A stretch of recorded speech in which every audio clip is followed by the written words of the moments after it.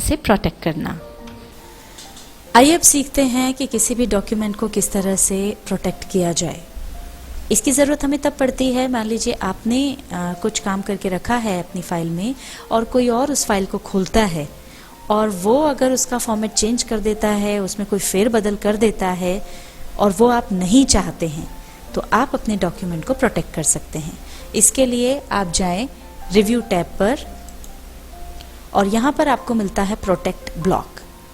Protect block में जब आप जाएंगे तो यहाँ पर फॉर्मेटिंग रेस्ट्रिक्शंस और एडिटिंग रेस्ट्रिक्शंस दोनों हैं। अगर आपने इसको सिलेक्ट कर लिया, मतलब अब व्यक्ति इसमें फॉर्मेटिंग मतलब बोल्ड करना, अंडरलाइन करना या इटैलिक करना या फॉन्ट साइज चेंज करना, इस तरह का कोई भी चेंज नहीं कर पाएगा। और अगर आप एडिटिंग रेस्ट्रिक्शंस भी चुन लेते हैं तो किसी शब्द को हटा करके उसकी जगह कुछ और लिख देना है या फिर उसमें आगे कुछ और टाइप कर देना है, ये सारी चीज़ें नहीं कर पाएगा। वो केवल आपके उस मैटर को अब पढ़ पाएगा।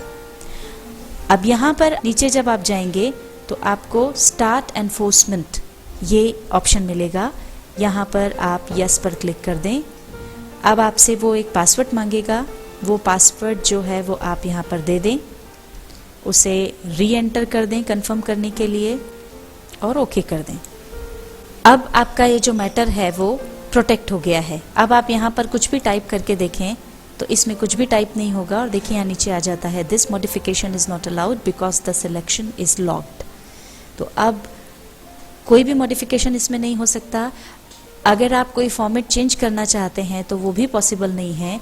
मान लीजिए आप बोल्ड करना चाहते हैं, इटैलिक करना चाहते हैं, ये देखिए सारे ऑप्शंस बंद हैं, आप इसमें से किसी को भी चालू नहीं कर सकते।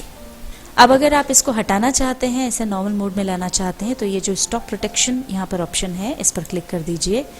अब वापस वो आपसे पासवर्ड पूछेगा जो आपने दिया था, वो पासवर्ड आप डाल दें, ओके कर दें। अगर आप गलत पासवर्ड डालेंगे तो अनलॉक नहीं हो पाएगा। अब ये वापस से नॉर्मल उसमें आ गया, देखिए सारे ऑप्शंस खुल गए हैं। अब अगर आप कुछ टाइप करना चाहते हैं तो यहाँ पर टाइप भी कर सकते हैं, फॉर्मेटिंग भी कर सकते हैं इस मैटर की, और अब ये प्रोटेक्शन से बाहर है। MS Word 2007 के इस अध्याय में हमने सीखा रिव्यू टैब के प्रोटेक्ट ब्लॉक में डॉक्यूमेंट को पासवर्ड की सहायता से प्रोटेक्ट करना।